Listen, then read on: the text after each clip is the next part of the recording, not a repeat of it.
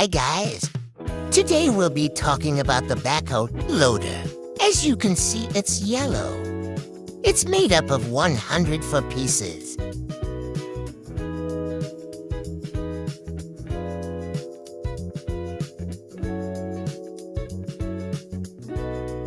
Twist this thingy and see the engine function.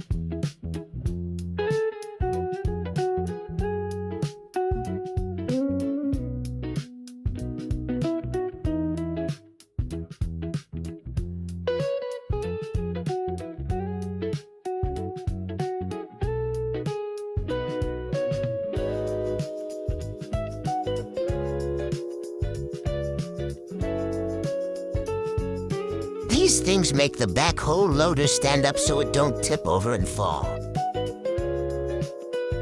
Thanks for watching.